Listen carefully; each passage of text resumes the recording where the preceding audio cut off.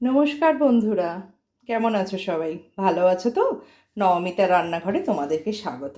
আজকে আমি নবমিতা, দেখো তোমাদের জন্য যে রেসিপিটা নিয়ে এসেছি সেটা হচ্ছে আমাদের ঠেকুয়া রেসিপি, যেটা আমাদের বিহারের প্রসিদ্ধ পূজাতে, ছট মাইয়ার পুজোতে আমরা প্রসাদ হিসেবে পাই। তা সেই রেসিপিটা বানানোর জন্য আমাদের কি কি লাগবে সেটা আগে প্রথমে বলে নিই। তার জন্য লাগবে হচ্ছে ময়দা, যেটা তোমরা আটা দিয়েও করতে পারো, সুজি, চিনি, মৌরি, আর ড্রাই ফ্রুট হিসেবে তোমাদের যা দিতে সুবিধা হয়, যা ঘরে থাকবে সেটা দিতে পারো। আমার ঘরে একটু কাজু কিশমিশ আছে, সেটা দেব। আর শুকনো খেজুর, যার যেমন খুশি সে সেইভাবে দেবে। আর শুকনো নারকেল। আর আমি যেহেতু ঘিয়ে ভাজবো, তাই তার জন্য আমি ঘি নিয়েছি। তোমরা এটা সাদা তেলেও ভাজতে পারো। এবার দেখো কিভাবে আমি কি করছি। দেখো, প্রথমে কি করতে হবে, এই শুকনো খেজুরগুলোকে আর এই নারকেলটাকে আমি গ্রেট করে নেব। গ্রেট করে নিয়ে এরকম একটা গুঁড়ো গুঁড়ো করে, এরকম মানে গুঁড়ো জাতীয় জিনিস তৈরি করে নেব। এইভাবে গ্রেট করে নেব। আর তার সাথে তোমার কাজু কিশমিশটাকেও এর সাথে মিক্সিতে পেস্ট করে দেবো। পুরো পেস্ট করব না, একটু দানা দানা মতো করে রাখবো। দেখো, 500 গ্রাম ময়দা নিলাম একটা পাত্রের মধ্যে। সুজি নেব 100 গ্রাম মতো। 100 গ্রাম মতো সুজি দিলাম। তার সাথে দেব হচ্ছে আমার এই গ্রেট করা নারকেল, কিশমিশ, কাজুটা অপশনাল, তোমরা দিতেও পারো নাও দিতে পারো। এগুলো মিশিয়ে দিলাম। তার সাথে দেব হচ্ছে একটু মৌরি,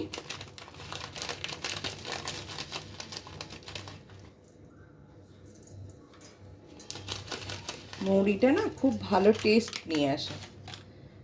এর সাথে দেব একটু চিনি, এটাও মোটামুটি ওই 100-150 গ্রাম মতো চিনি দেব। তোমরা চিনিটাকে গুঁড়ো করেও দিতে পারো, কিন্তু এর মধ্যে না এই চিনিটাকে এইভাবে দিলে তার টেস্টটা বেশি ভালো আসে। কেননা অনেকটা বেশ ওপরে দানা দানা মতো থাকে, মানে ক্যারামেল টাইপের তৈরি হয়। আর এর মধ্যে দিলাম হচ্ছে ঘি। সাদা তেলে ঠেকুয়া অনেকে করে, কিন্তু সাদা তেলের থেকে না যদি ঘি দিয়ে ময়ানটা দেওয়া হয় তাহলে টেস্টটা বেশি ভালো আসে। এবার এটাকে আমি মাখবো। প্রথমে এইভাবে মাখবো, ভালো করে সবকটা জিনিসকে মিশিয়ে নিতে হবে।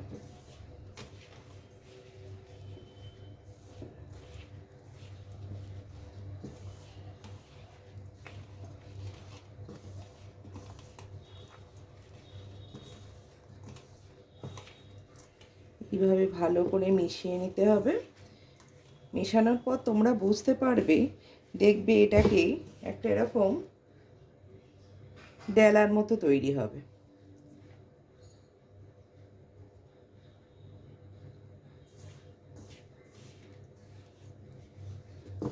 কিন্তু ভালো করে প্রথমে মেশাতে হবে, তারপর অল্প অল্প করে জল দিয়ে দিয়ে একটা শক্ত ডো তৈরি করব। এটা কিন্তু নরম করলে একদমই হবে না, বেশ টাইট শক্ত ডো তৈরি করতে হবে।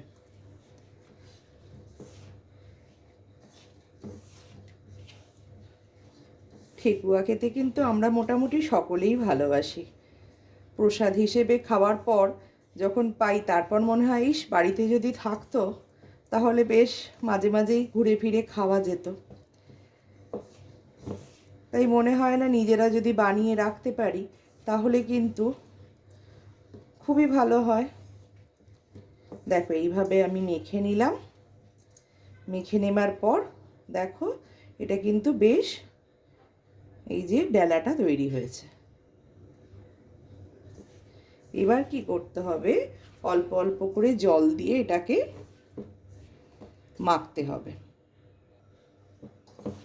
প্রথমেই জলটাকে একবারে সবটা দিয়ে দেবে না, একটু একটু করে জল দেবে আর মাখবে। এইভাবে একটু একটু করে জল দিয়ে মাখছি। এটা আমরা ময়দা দিয়ে বানাই, কিন্তু এটা মেনলি বানানো হয় আটা দিয়ে।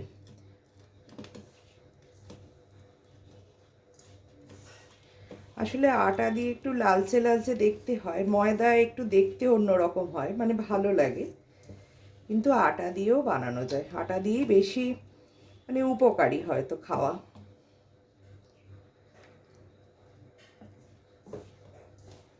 এইভাবে অল্প অল্প করে জল দিয়ে দিয়ে একটা শক্ত ডো আমাদেরকে বানিয়ে নিতে হবে। দেখো কতটা শক্ত এটা হয়েছে। এইভাবে একবারে টাইট একটা ডো তৈরি করে নিতে হবে তোমাদের। এইভাবে ডোটা তৈরি করে, মানে বেশ শক্ত, এইভাবে ডোটা তৈরি করে আমি একটা কাপড় দিয়ে ঢেকে বেশ কিছুক্ষণ রেখে দেব। মিনিট 10 মতো রেখে দেব। এটা রেখে দেওয়াতে কি হবে, সুজি দেওয়া আছে তো, সুজিটা তখন আস্তে আস্তে অনেকটা আটার সাথে মিশে যাবে। এবার দেখো 10 মিনিট পর আমি এই ডোটা থেকে ছোট ছোট লেচি কেটে দেব। এইরকম সাইজে কয়েকটা লেচি কেটে নেব।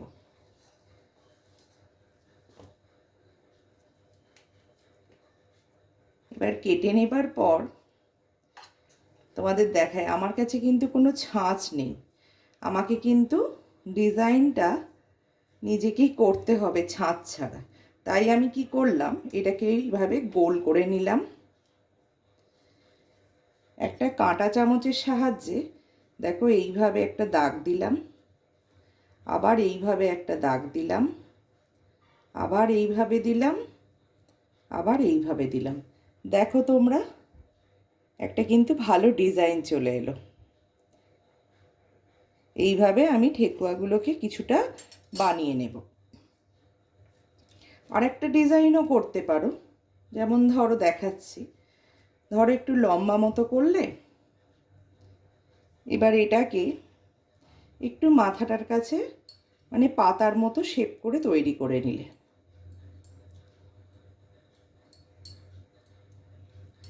এবার ধরো মধ্যিখান দিয়ে একটা এরকম দাগ করে দিলে, দিয়ে এবার এদিক দিয়ে দাগ দেবে, এদিক দিয়ে দাগ দেবে, আবার এদিক দিয়ে দাগ দিলাম, এদিক দিয়ে দাগ দিলাম, তাহলে এটা একটা ডিজাইন চলে এলো পাতার মতো। দেখো তোমরা এইভাবে করে করে প্রত্যেকটা ঠেকুয়া আমি বানিয়ে নেব। দেখো এইভাবে ভাবে আমি প্রত্যেকটা ঠেকুয়াকে এরভাবে ডিজাইন করে নিলাম। এইভাবে ডিজাইন করে নিচ্ছি।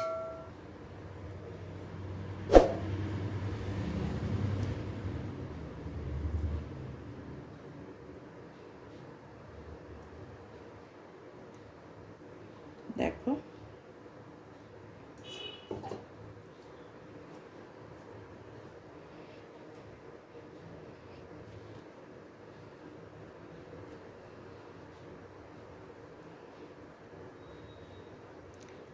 খুব টাইট তো, একটু চাপ দিয়ে কিন্তু করতে হবে যখন করবে।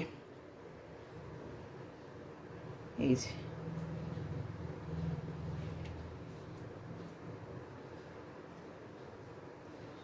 তোমরা যখন বানাবে তখন একটু ছোট সাইজও করতে পারো, যেভাবে তোমাদের খুশি নিজেদের সুবিধা মতো করে বানিয়ে নিবে।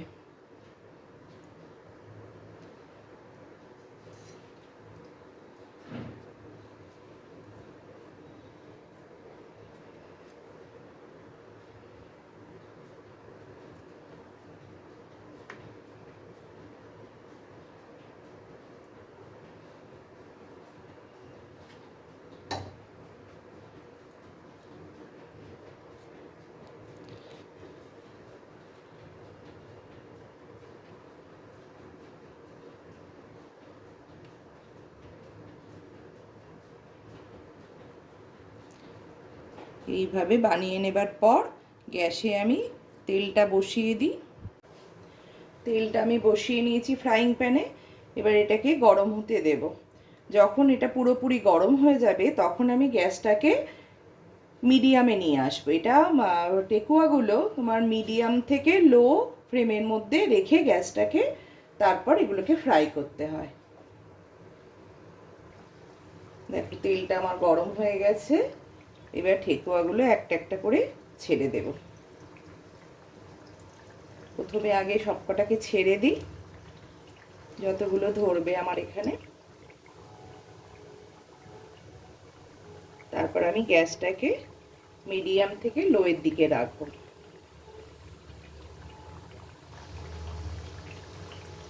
যেহেতু ঠেকুয়া খুব ক্রিস্পি হয় তাই না বেশি নাড়াচাড়া করতে নেই। এবার এগুলো ফ্রাই হোক।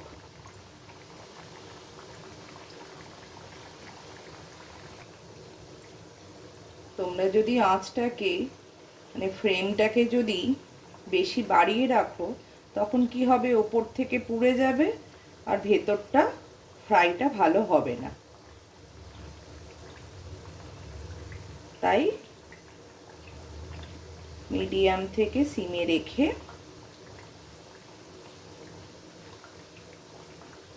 আর আস্তে আস্তে এগুলো ফ্রাই হবে।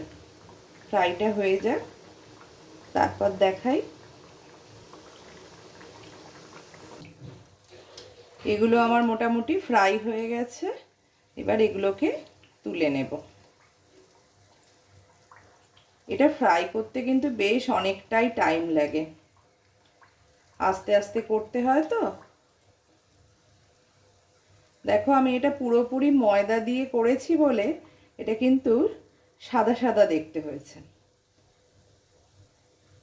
মানে এক ধরনের বিস্কিটের মতো, তাই না? বিহারে যে ছট পুজোয় ওরা প্রসাদটা তৈরি করে ঠেকুয়াটা, ওটা কিন্তু ওরা পুরোপুরি আটা দিয়ে তৈরি করে।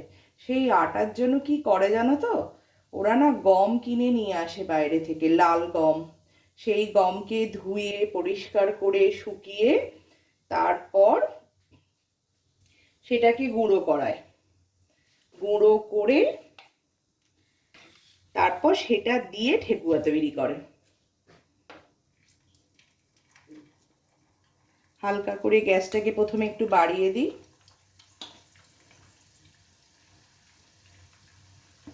তারপর আবার সবকটাকে ছেড়ে দেব।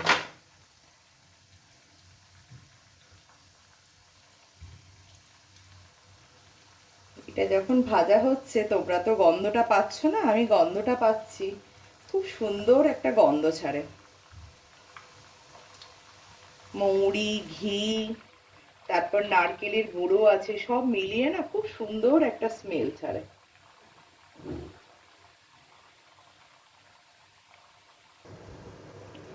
দেখো আমার এইগুলো ভাজা হয়ে গেলে আমার পুরো ঠেকুয়াগুলো সবকটাই ফ্রাই কমপ্লিট হয়ে যাবে।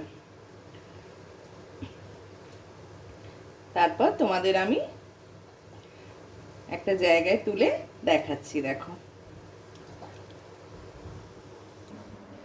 দেখো আমার ঠেকুয়া রেডি, একদম সুন্দর ফ্রাই হয়েছে আর বেশ একটা ভাজার পরও কিন্তু ডিজাইনটা আছে, খুব ক্রিস্পি হয়।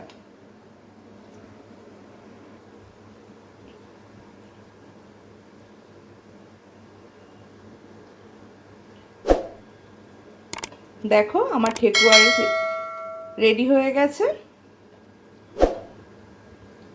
একটা ভেঙে আমি দেখলাম, খুব ক্রিস্পি হয়েছে। দেখো তোমাদের সামনে আমি আবার ভেঙে দেখাচ্ছি। দেখো পুরো মুচমুচ করছে। তোমরা বানিয়ে খেয়েও খুব ভালো লাগবে। এটা কিন্তু তোমরা স্টোর করে বেশ কিছুদিন রেখেও দিতে পারো। দেখো কত সুন্দর ডিজাইনটাও এসেছে। বাচ্চাদের যখন টিফিন দেবে সেই টিফিনেও কিন্তু তোমরা এগুলো দিতে পারো। তোমরা বানিয়ে খেও। আর প্লিজ আমাকে একটা লাইক, একটা কমেন্ট, আর প্লিজ আমার চ্যানেলটাকে একটু সাবস্ক্রাইব করে দিও। সবাই ভালো থেকো, সুস্থ থেকো।